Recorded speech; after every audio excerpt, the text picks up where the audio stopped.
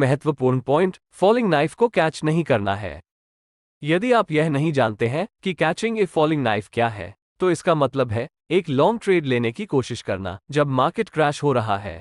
मान लीजिए कि बाजार हर दिन गिर रहा है, तो आपको आंख मूंदकर किसी ट्रेड में एंटर नहीं करना चाहिए, सिर्फ इसलिए कि आप एक रिवर्सल ट्रेडर हैं जो डिप्स में खरीदना और हाइज में बेचना चाहते हैं।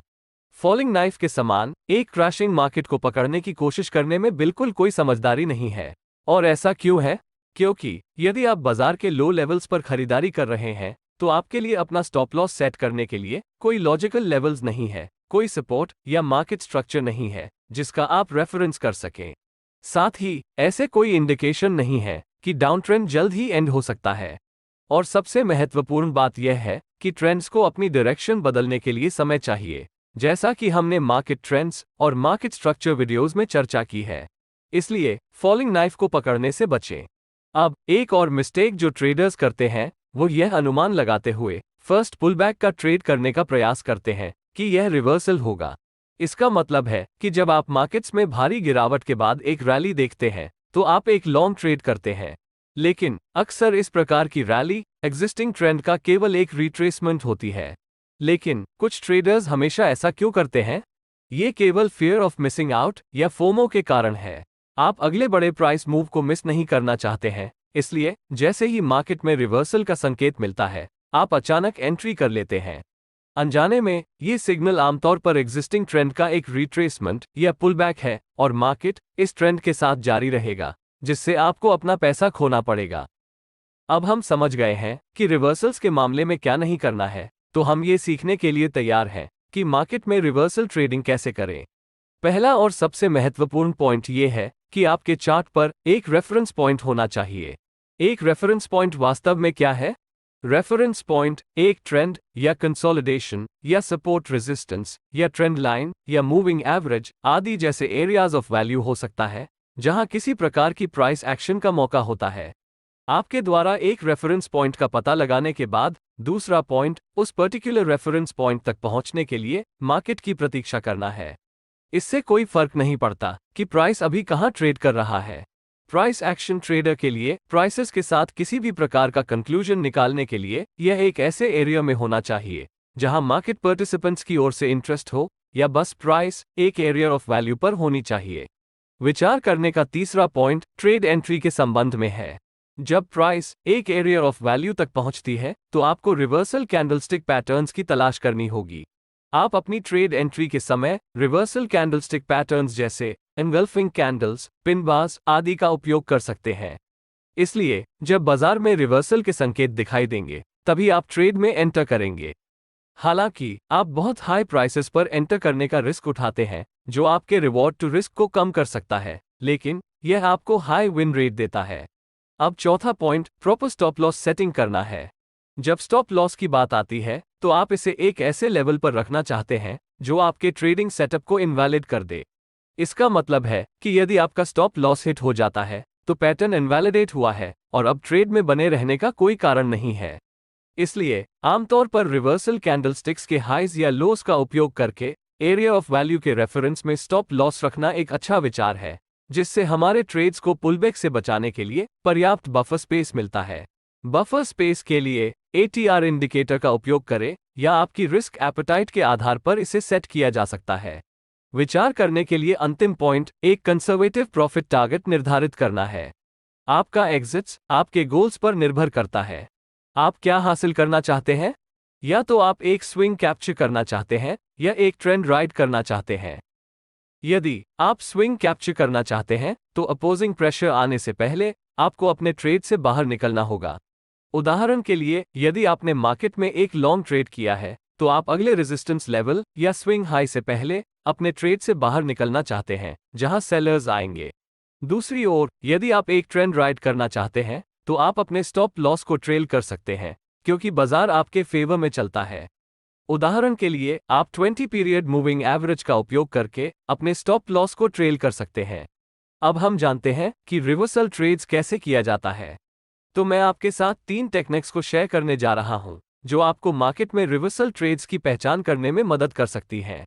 एक रिवर्सल ट्रेडर के रूप में आप स्मार्ट होना चाहिए, कि आप कब अपने ट्रेड्स में एंटर करना चाहते हैं। तो अब हम शुरू करें।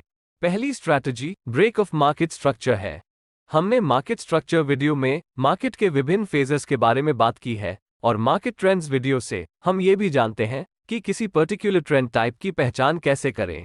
अब इसके बारे में सोचें। एक अपट्रेंडिंग मार्केट में आप जानते हैं कि प्राइसेस हायर हाइज और हायर लोज की एक श्रृंखला बनाती है। मार्केट स्ट्रक्चर के ब्रेक होने से मेरा क्या मतलब है?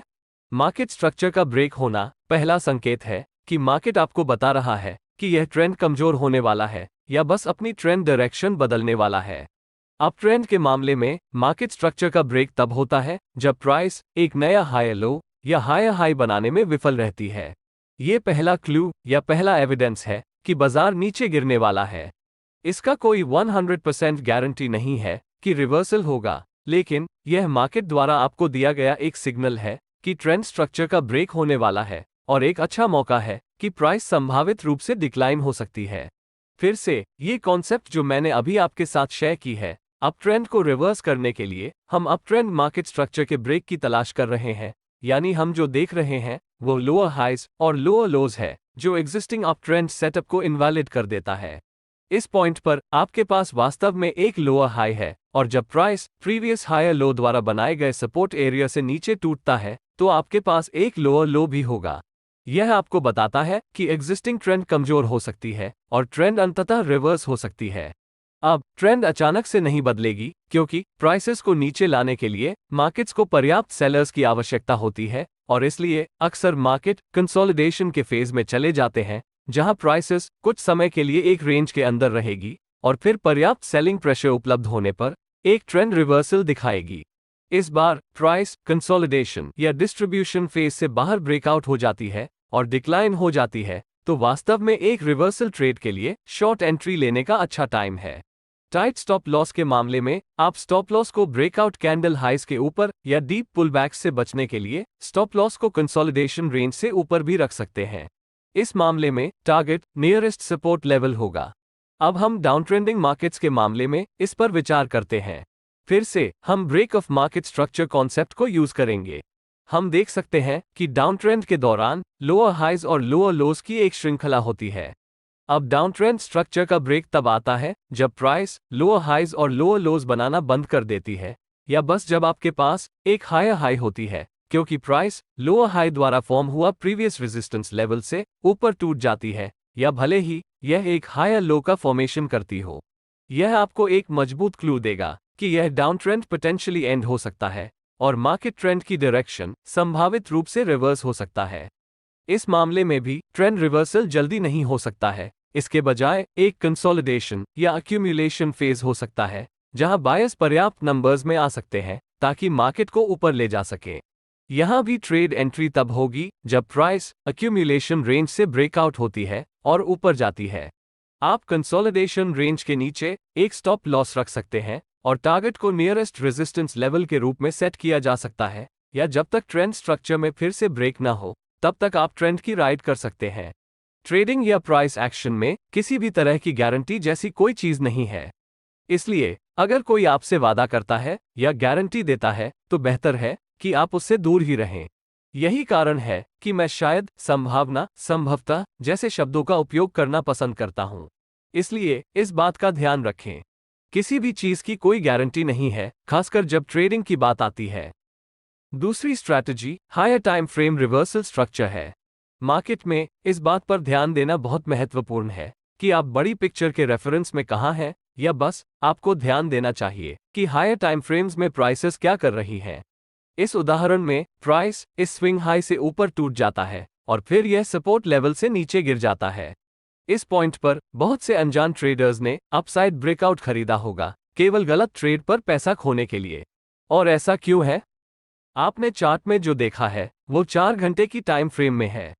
अब उसी चार्ट को एक हायर टाइम फ्रेम पर देखते हैं, उदाहरण के लिए एक दिन की टाइम पीरियड पर।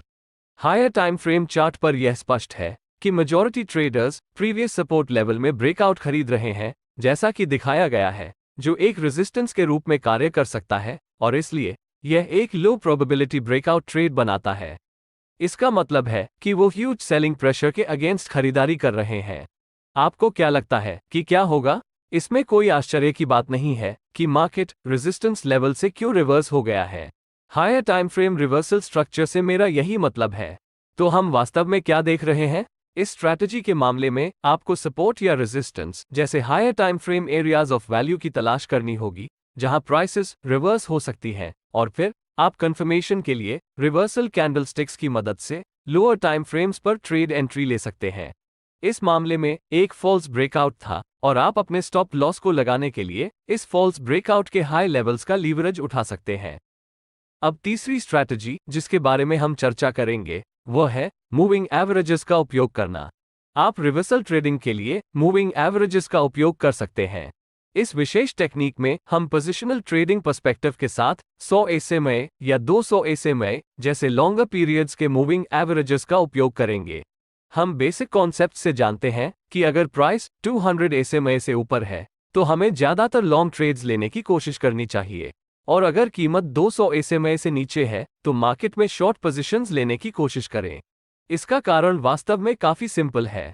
यदि आप इसके बारे में सोचते हैं तो 200 पीरियड का मूविंग एवरेज आपकी टाइम फ्रेम के आधार पर प्रीवियस 200 कैंडल्स की क्लोजिंग प्राइसेस को समराइज करता है। यदि प्राइसेस अभी 200 SMA से ऊपर है तो यह आपको बता रही है कि प्राइस का ट्रेंड अप ट्रेंड है, और इसी तरह यदि प्राइसेस अभी 200 SMA से नीचे है तो यह आपको बता रही है कि प्राइस का ट्रेंड डाउन ट्रेंड है। आप जिस पर्टिकुलर चार्ट में ट्रेड कर रहे हैं उसके लॉन्ग टर्म ट्रेंड की पहचान करने के लिए यह एक आसान तरीका है। ये आप जिस चार्ट पर ट्रेड कर रहे हैं उसका लॉन्ग टर्म ट्रेंड क्यों है? ऐसा इसलिए है क्योंकि यह 5 मिनट की टाइम फ्रेम कैंडल्स का 200 मूविंग एवरेज हो सकता है। ये वास्तव में एक लॉन्ग टर्म ट्रेंड नहीं है क्योंकि यह 5 मिनट की टाइम फ्रेम है। इसी तरह ये डेली टाइम फ्रेम पर 200 मूविंग एवरेज हो सकता है। फिर यह एक बहुत लॉन्ग टर्म टाइम पीरियड है। तो वास्तव में चार्ट का लॉन्ग टर्म ट्रेंड आप किस टाइम फ्रेम पर ट्रेड कर रहे हैं उस पर निर्भर करेगा। इस उदाहरण के लिए 200 SMA और एक दिन की टाइम फ्रेम का उपयोग करें। यहाँ प्राइस 200 SMA से ऊपर है। इसका मतलब है कि आप इस मार्केट कंडीशन में लॉन्ग ट्रेडिंग अपॉर्चुनिटीज की तलाश करना चाहते हैं। हम एक एरिया ऑफ सपोर्ट की योजना बना सकते हैं, और हर बार जब प्राइस सपोर्ट एरिया में आता है तो यह एक प्राइस रिजेक्शन बनाता है जो हमारे ट्रेड सेटअप को वैलिडेट कर रहा है। लेकिन ध्यान देने वाली मुख्य बात यह है कि प्राइस एक कंसोलिडेशन बना रहा है और इसने कई बार सपोर्ट लेवल का टेस्ट किया है, और आप जानते हैं कि एपिसोड 6 में सपोर्ट और रेजिस्टेंस के बारे में चर्चा की गई सिंपल कॉन्सेप्ट से इसका क्या मतलब है, और वास्तव में ऐसा ही हुआ। प्राइस सपोर्ट लेवल से ब्रेकआउट हो गई और यहां तक अच्छी मोमेंटम के साथ 200 SMA से नीचे चली गई। इन दोनों एरिया ऑफ वैल्यूज से किसी भी प्रकार की कोई प्राइस रिजेक्शन नहीं थी। अब आपके पास शॉर्ट बायस हो सकता है क्योंकि प्राइस 200 SMA से नीचे ट्रेड कर रही है, और आप मार्केट में शॉर्ट ट्रेड्स लेने के अवसरों की तलाश कर सकते हैं। इस तरह आप वास्तव में 200 SMA का उपयोग कर सकते हैं ये जानने के लिए कि आपको मार्केट में लॉन्ग होना चाहिए या शॉर्ट होना चाहिए। अपने बायस की पहचान करने के बाद सपोर्ट और रेजिस्टेंस जैसी मार्केट स्ट्रक्चर का रेफरेंस लें, या यहां तक 200 मूविंग एवरेज का उपयोग उस एरिया ऑफ वैल्यू की पहचान करने के लिए करें जिससे आप ट्रेड करना चाहते हैं। और कभी कभी प्राइस 200 SMA का टेस्ट करेगी जो रेजिस्टेंस का एरिया है, और अगर यह हाइस के ऊपर एक फॉल्स ब्रेकआउट साबित होता है तो हम रिवर्सल कैंडलस्टिक पैटर्न की मदद से नीचे की ओर एक रिवर्सल ट्रेड ले सकते हैं। वैसे भी 200 SMA ट्रेंड रिवर्सल की पहचान करने और ट्रेंड के राइट साइड पर ट्रेड करने में आपकी मदद करते हैं। अब ये कुछ तकनीकें हैं जिन्हें आप अपना सकते हैं और मार्केट कंडीशंस में बैकटेस्ट करके जांच सकते हैं कि क्या वे आपके लिए काम करते हैं, और यदि ऐसा होता है तो एंट्री और एग्जिट्स का निर्णय आपकी रिस्क एपेटाइट और पेशेंस के आधार पर किया जा सकता है।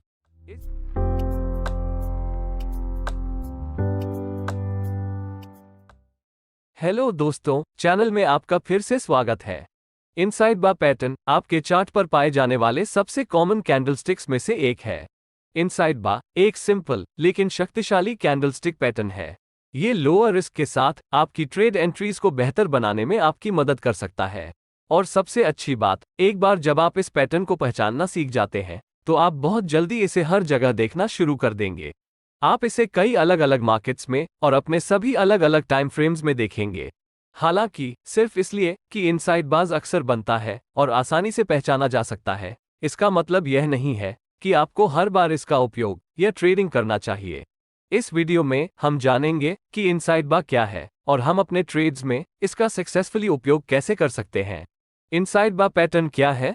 इनसाइड बार पैटर्न एक कैंडलस्टिक पैटर्न है जहां कीमत पूरी तरह से पिछले कैंडलस्टिक के भीतर बनती है। इनसाइड बार को वैलिड मानने के लिए कैंडलस्टिक के हाइज और लोज दोनों को पूरी तरह से पिछली कैंडल की रेंज के भीतर रहना चाहिए। कैंडलस्टिक्स की शैडोज या विक्स को लेकर ट्रेडर्स में अक्सर कंफ्यूजन की स्थिति रहती है। इनसाइड बार का ट्रेडिंग करते समय हमें कैंडलस्टिक की शैडोज या विक्स को भी ध्यान में रखना चाहिए। इसका मतलब ये है कि इनसाइड बार कैंडलस्टिक की विक्स के साथ हाई और लो प्राइसेस प्रीवियस कैंडलस्टिक के हाइज और लोज के भीतर होनी चाहिए। इसे और भी सरल शब्दों में कहो तो इनसाइड बार में एक हाई होना चाहिए जो प्रीवियस कैंडलस्टिक के हाई से कम है, और इसमें एक लो होना चाहिए जो कि प्रीवियस कैंडलस्टिक के लो लेवल से अधिक हो। हालांकि सभी इनसाइड बार्स समान रूप से नहीं बनाए गए हैं। मार्केट में डिफरेंट टाइप्स के इनसाइड बार पैटर्न्स बनते हैं। आइए इनमें से कुछ पर एक नजर डालते हैं। पहला टाइप एक छोटी रेंज के साथ एक इनसाइड बार है। यह एक स्टैंडर्ड इनसाइड बार है जहां कैंडलस्टिक की रेंज छोटी होती है और यह प्रीवियस कैंडलस्टिक या प्रायर कैंडलस्टिक द्वारा पूरी तरह से कवर होती है। यह आपको बताता है कि मार्केट में इंडिसिजन और लो वॉलेटिलिटी है। इसके बारे में हम आगे इस वीडियो में बात करेंगे। दूसरा टाइप एक बड़ी रेंज के साथ एक इनसाइड बार है। आपके पास बड़ी रेंज वाला एक इनसाइड बार भी हो सकता है। यह अभी भी एक इनसाइड बार है क्योंकि इस कैंडल की रेंज प्रीवियस कैंडल द्वारा पूरी तरह से कवर की जाती है। लेकिन आप देख सकते हैं कि इनसाइड बार की रेंज बहुत बड़ी है। अब इनसाइड बार की क्लोज प्राइस के आधार पर यह या तो मार्केट में इंडिसिजन को रिप्रेजेंट कर सकता है या मार्केट में रिवर्सल्स को डिनोट कर सकता है। आइए लॉन्ग रेंज इनसाइड बार्स की ईच टाइप के लिए एग्जांपल्स लेते हैं। जैसा कि आप पहली कैटेगरी में देख सकते हैं, यह एक बड़ा इनसाइड बार है जिसमें बुलिश क्लोज है जो स्ट्रेंथ के संकेत दिखा रहा है। दूसरा टाइप एक छोटे रियल बॉडी के साथ एक बड़ा इनसाइड बार है जो इंडिसिजन के साइंस दिखाता है। रेंज और रियल बॉडी के आधार पर इनसाइड बार्स या तो मार्केट में इंडिसिजन या रिवर्सल्स का प्रतिनिधित्व कर सकती है। अब तीसरा टाइप मल्टीपल इनसाइड बार्स है। चार्ट्स में एक साथ कई इनसाइड बार्स हो सकते हैं। यह एक पावरफुल पैटर्न है क्योंकि यह बताता है कि मार्केट में लो वॉलेटिलिटी है। अगर मैं वॉलेटिलिटी के बारे में ब्रीफली बात करूं, तो लो वॉलेटिलिटी मार्केट पार्टिसिपेंट्स की वीक पार्टिसिपेशन से जुड़ी होती है या यह वीक प्राइस मूवमेंट्स का सिग्नल देती है, जबकि हाई वॉलेटिलिटी मार्केट पार्टिसिपेंट्स के एलिवेटेड इंटरेस्ट से जुड़ी होती है। और मार्केट में वॉलेटिलिटी हमेशा बदलती रहती है, यानी ये लो वॉलेटिलिटी की पीरियड से हाई वॉलेटिलिटी की पीरियड में चलती है और यह इसके वाइस वर्सा भी हो सकती है। इसलिए जब आप कई इनसाइड बार्स को एक साथ देखते हैं तो यह एक मजबूत संकेत है कि मार्केट जल्द ही एक बड़ी प्राइस मूव देने वाला है। चौथा टाइप हिकाके पैटर्न है जो इनसाइड बार का एक वेरिएशन है। ये सभी ट्रेडर्स के लिए एक मस्ट नो पैटर्न है क्योंकि यह पैटर्न आपको इनसाइड बार पैटर्न के फॉल्स ब्रेकआउट्स में फंसने से बचाने में मदद करेगा। इस सिचुएशन को इमेजिन कीजिए, आपने एक इनसाइड बार की पहचान की है और आप उम्मीद कर रहे हैं कि मार्केट ऊपर जाएगा, या बस आपके पास एक बुलिश आउटलुक है। इसलिए जब प्राइस इनसाइड बार के हाई से ऊपर टूटती है तो आप एक लॉन्ग ट्रेड कर सकते हैं। लेकिन अगली चीज जो आप देखते हैं वह ये है कि मार्केट 180 डिग्री रिवर्स हो जाता है और नीचे गिर जाता है और अब आप डीप लॉस में हैं। इसे हम हिकाके पैटर्न कहते हैं जो एक फॉल्स ब्रेकआउट पैटर्न है। हिकाके पैटर्न के दो वेरिएंट्स हैं। पहला टाइप एक बेरिश हिकाके पैटर्न है जो बुल्स या बायर्स को खरीदने के लिए इंड्यूस करता है और फिर उन्हें फंसाता है और उनके स्टॉप लॉस को हिट करता है। दूसरा है बुलिश हिकाके पैटर्न जो बेयर्स या सेलर्स को शॉर्ट करने के लिए टेम्प्ट करता है और फिर उन्हें फंसाता है और उनकी ट्रेड के अगेंस्ट प्राइस को रिवर्स करता है जिससे उनका स्टॉप लॉस हिट होगा। हिकाके पैटर्न का उसी तरह से ट्रेड किया जा सकता है जैसे आप एक इनसाइड बार का ट्रेड करते हैं, जिस पर हम इस वीडियो में आगे बढ़ने पर डिस्कस करेंगे।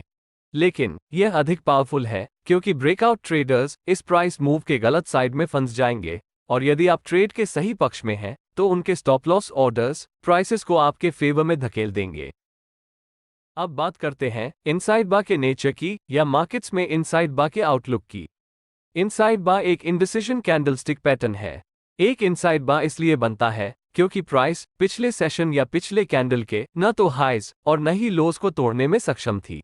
इससे हमें पता चलता है कि सेशन के दौरान न तो बुल्स और न ही बेयर्स नियंत्रण में थे। सही तरीके से उपयोग किए जाने पर यह बहुत महत्वपूर्ण जानकारी हो सकती है। हालांकि यह महत्वपूर्ण है कि आप ध्यान दें कि इनसाइड बार कहां बनता है और किस टाइप के मार्केट में बनता है। यदि एक स्ट्रॉन्ग ट्रेंड के दौरान एक इनसाइड बार बनता है, उदाहरण के लिए एक अप ट्रेंड के दौरान, तो ये ट्रेंड के साथ जारी रहने से पहले एक क्विक पॉज का संकेत दे सकता है। यदि एक स्विंग पॉइंट या एक मेजर सपोर्ट या रेजिस्टेंस एरिया पर एक इनसाइड बार बनता है, तो ये संकेत दे सकता है कि करंट प्राइस मूव में मोमेंटम की कमी है और एक रिवर्सल होने वाला है या मार्केट रिवर्स होने वाला है। यह एक इंडिसीजन कैंडलस्टिक है, इसलिए ये ध्यान देना बहुत जरूरी है कि यह पैटर्न कहां और कैसे बनता है। आगे बढ़ते हुए देखते हैं कि इनसाइड बार कैंडल का ट्रेड करने के लिए बेस्ट टाइम फ्रेम्स क्या है।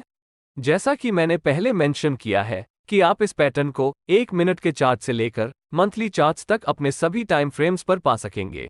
हालांकि सिर्फ इसलिए कि आप अपने सभी टाइम फ्रेम्स पर इनसाइड बार्स पा सकते हैं, उन सभी को समान रूप से नहीं बनाया गया है, क्योंकि छोटे टाइम फ्रेम्स पर बने इनसाइड बार्स की तुलना में हायर टाइम फ्रेम्स पर बनने वाली इनसाइड बार्स ज्यादा वेटेज रखती हैं।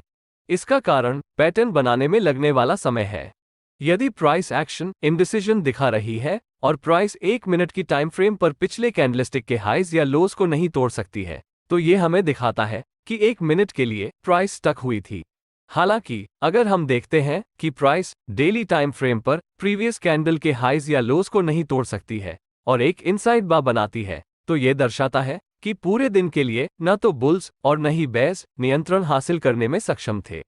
ये कंक्लूजन निकालता है कि हायर टाइम फ्रेम्स पर बने एक इनसाइड बार लोअर टाइम फ्रेम पर बने इनसाइड बार्स की तुलना में अधिक वेटेज रखता है। आइए अब इनसाइड बार ट्रेडिंग स्ट्रैटेजीज के बारे में बात करते हैं। आप अपनी ट्रेडिंग में इनसाइड बार्स का कई तरह से उपयोग कर सकते हैं।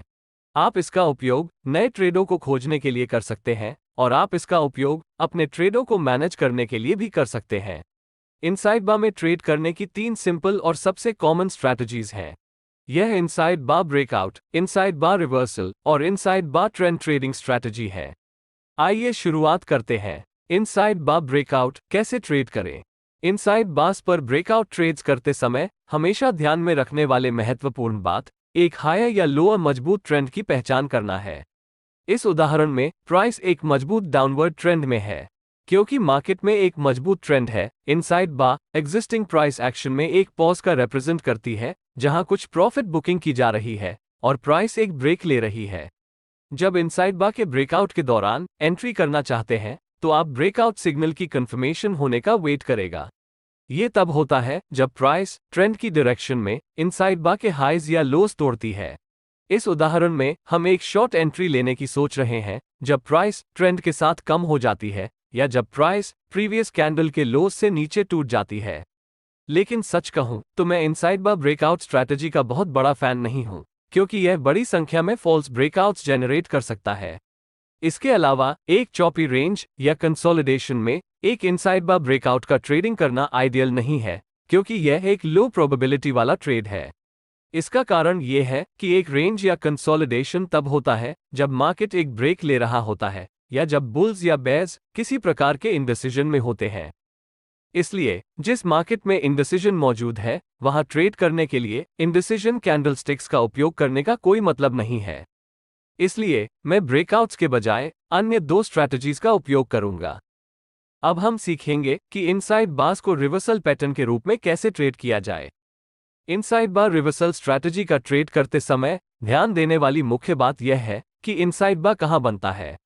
इनसाइड बार को रिवर्सल पैटर्न्स के रूप में उपयोग करने के लिए आपको इसे मार्केट के ट्रेंड के आधार पर स्विंग हाई या स्विंग लो पर और यहां तक की प्राइस एक्शन लेवल्स या एरियाज ऑफ वैल्यू पर भी बनते हुए देखने की जरूरत है। ये की प्राइस एक्शन लेवल्स अक्सर मेजर सपोर्ट या रेजिस्टेंस लेवल्स होते हैं। उदाहरण के लिए प्राइस एक सपोर्ट लेवल तक पहुंचती है। हम जानते हैं कि एक सपोर्ट लेवल वह है जहां स्टॉक की डिमांड हाई हो सकते हैं या जहां बायर्स एक लॉन्ग ट्रेड में एंट्री करने के इच्छुक होंगे। अगर सपोर्ट पर या उसके पास एक इनसाइड बार बनता है, तो यह इस बात का संकेत हो सकता है कि प्राइस मार्केट को ऊपर ले जाने के लिए रिवर्सल मूव करना चाह रही है, और जब प्राइस इनसाइड बार के हाई से ऊपर ब्रेक होती है, तो हम एक लॉन्ग ट्रेड कर सकते हैं। लेकिन मैं पहले रिवर्सल मूव करने के लिए प्राइस का इंतजार करना पसंद करता हूं और फिर एक इनसाइड बा के बनने का इंतजार करता हूं। इसका क्या फायदा है? यह मुझे दो बहुत सिग्निफिकेंट चीजें बताता है।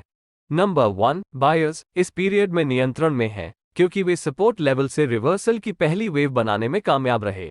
नंबर 2, अब एक इनसाइड बा के फॉर्मेशन के कारण एक वॉलेटिलिटी कॉन्ट्रैक्शन है और अगर बाइंग प्रेशर आगे भी कंटिन्यू रह सकता है तो ये रिवर्सल कैंडल हाई से ऊपर ब्रेक हो जाने और ऊपर बढ़ने का चांसेस हाई है।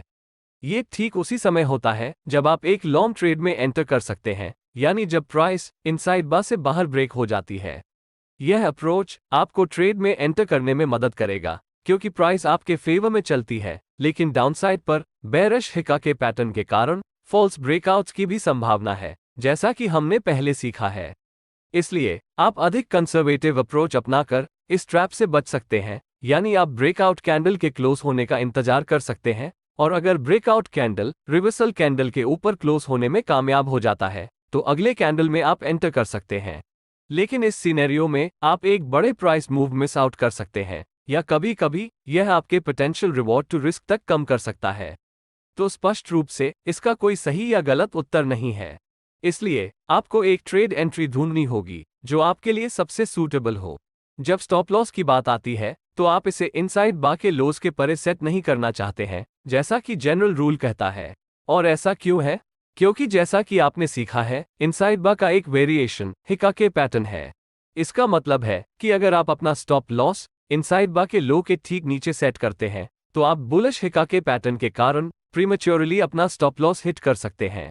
इसलिए अपने स्टॉप लॉस को सेट करने का एक बेहतर तरीका एटीआर इंडिकेटर का उपयोग करना है, यानी आप लॉन्ग ट्रेड्स के मामले में इनसाइड बास के लोस के नीचे 1 एटीआर बफर के साथ स्टॉप लॉस रख सकते हैं। इसलिए आपके ट्रेड में प्राइस वॉलेटिलिटी के खिलाफ ज्यादा ब्रीदिंग स्पेस है। हम अगली स्ट्रैटेजी पर डिस्कशन करने के बाद इस वीडियो के एंड में टारगेट्स निर्धारित करने के बारे में बात करेंगे। तीसरी स्ट्रैटेजी ट्रेंड को कैच करना है। पहले आपने सीखा है कि इनसाइड बाज आपको मार्केट में रिवर्सल्स का ट्रेड करने में कैसे मदद करता है। अब आप सीखेंगे कि ट्रेंड ट्रेडिंग अपॉर्चुनिटीज की पहचान करने के लिए इसका उपयोग कैसे करें। हम इसके पीछे का मेन आइडिया पर चर्चा करेंगे। आइए 20 पीरियड की मूविंग एवरेज का उपयोग करके हमारे ट्रेड का रेफरेंस लें। एक मजबूत अपट्रेंडिंग मार्केट में प्राइस 20 मूविंग एवरेज से ऊपर रहती है। ऐसे मार्केट्स में पुलबैक्स शैलो है। इसलिए जब एक पुलबैक के बाद प्राइस पॉज हो जाती है, जो एक इनसाइड बा के रूप में होती है, तो आप ट्रेंड की डायरेक्शन में प्राइस रिज्यूम होते ही ट्रेड में एंटर करना चाहते हैं। लॉन्ग ट्रेड सेटअप लेते समय आप इस तरह से अपना ट्रेड को अप्रोच कर सकते हैं। जैसा कि मैंने मेंशन किया है कि यदि प्राइस एक मजबूत ट्रेंड में है, यानी यह 20 मूविंग एवरेज से ऊपर है, तो हमें एक पुलबैक होने की प्रतीक्षा करनी होगी, और यदि एक पुलबैक होता है तो एक इनसाइड बा बनने की वेट करें। अगर एक इनसाइड बा फॉर्म होता है तो इनसाइड बा के प्रीवियस कैंडल के हाई के ब्रेक होने पर एक लॉन्ग एंट्री लेना, या हम कंफर्मेशन के लिए इंतजार कर सकते हैं, यानी ब्रेकआउट कैंडल को इनसाइड बा पैटर्न के हाई के ऊपर क्लोज होने का इंतजार कर सकते हैं, जिससे आप हिका के पैटर्न की ट्रैप से बच सकते हैं। कैचिंग द ट्रेंड स्ट्रैटेजी के लिए आप अपने स्टॉप लॉस को 20 मूविंग एवरेज से 180 आर दूर सेट करने पर विचार कर सकते हैं, क्योंकि प्राइस को 20 मूविंग एवरेज पर सपोर्ट मिलता है। अब बात करते हैं इनसाइड बा ट्रेड्स के लिए टारगेट्स निर्धारित करने की। अब आपका एग्जिट्स आपके गोल्स पर निर्भर करता है। आप क्या हासिल करना चाहते हैं? या तो आप एक स्विंग कैप्चर करना चाहते हैं या एक ट्रेंड राइड करना चाहते हैं। यदि आप एक स्विंग कैप्चर करना चाहते हैं तो आपको अपोजिंग प्रेशर आने से पहले अपने ट्रेड से बाहर निकलना होगा। उदाहरण के लिए, यदि आपने सपोर्ट लेवल से रिवर्सल ट्रेड लिया है तो आप नियरेस्ट रेजिस्टेंस या स्विंग हाइज से पहले अपने ट्रेड से बाहर निकलना चाहते हैं। और यदि आप एक ट्रेंड की राइड करना चाहते हैं तो आप अपने स्टॉप लॉस को ट्रेल कर सकते हैं, क्योंकि मार्केट आपके फेवर में चलता है। उदाहरण के लिए, यदि आपने ट्रेंड ट्रेडिंग अप्रोच अपनाया है तो आप 20 मूविंग एवरेज का उपयोग करके अपने स्टॉप लॉस को ट्रेल कर सकते हैं। और जब प्राइस मूविंग एवरेज से ब्रेक होती है और 20 मूविंग एवरेज से नीचे क्लोज होती है, तभी आपको ट्रेड से बाहर निकलना चाहिए। इन स्ट्रैटेजीज में से किसी का भी उपयोग करके इनसाइड बा पैटर्न के ऊपर या नीचे के ब्रेकआउट का ट्रेड करते समय मैं आपको स्मॉल रेंज वाले इनसाइड बा ब्रेकआउट्स का ट्रेड करने की सजेशन दूंगा। यह महत्वपूर्ण क्यों है? इसके कुछ कारण हैं। पहला बेनिफिट यह है कि आप एक टाइट स्टॉप लॉस लगा सकते हैं। जैसा कि हमने चर्चा की है, आप अपने स्टॉप लॉस को सेट करने के लिए इनसाइड बार्स के लोज को रेफरेंस कर सकते हैं। इनसाइड बार जितना छोटा होगा, आपका स्टॉप लॉस उतना ही छोटा होगा, और एक टाइट स्टॉप लॉस के साथ आप बड़े पोजीशन साइज रख सकते हैं और फिर भी अपने रिस्क को कांस्टेंट रख सकते हैं। दूसरा बेनिफिट यह है कि प्राइस आपके फेवर में तेजी से आगे बढ़ सकती है। मार्केट्स लो वॉलेटिलिटी की पीरियड्स से हाई वॉलेटिलिटी पीरियड्स की ओर बढ़ता है। इसलिए यदि आप एक स्मॉल रेंज इनसाइड बार में ट्रेड करते हैं, तो इसका मतलब है कि वॉलेटिलिटी कम है और मार्केट आपके फेवर में जाने की बहुत अच्छी संभावना है। इसका मतलब है कि आप कम समय में अपने ट्रेड पर एक अच्छा रिवॉर्ड टू रिस्क प्राप्त कर सकते हैं। मुझे आशा है कि आपको समझ में आया है। भले ही आप सभी अलग अलग टाइम फ्रेम्स पर इनसाइड बार्स पाएंगे, टाइम फ्रेम जितनी अधिक होगी, पैटर्न उतना ही अधिक प्रायोरिटी रखेगा। क्योंकि यह एक इंडिसीजन कैंडलस्टिक पैटर्न है, ये बिल्कुल महत्वपूर्ण है कि यह कहां और कैसे बनता है। आपको रियल मार्केट्स में उनका सक्सेसफुली उपयोग करने के लिए इनसाइड बार्स के आसपास बनने वाली प्राइस एक्शन को देखने और उसका फॉलो करने की आवश्यकता है। हमेशा की तरह पैटर्न के बारे में अच्छी तरह से सीखना और इसे बैकटेस्ट करना, ताकि मार्केट्स में इसका इस्तेमाल करते समय आप कंफर्टेबल महसूस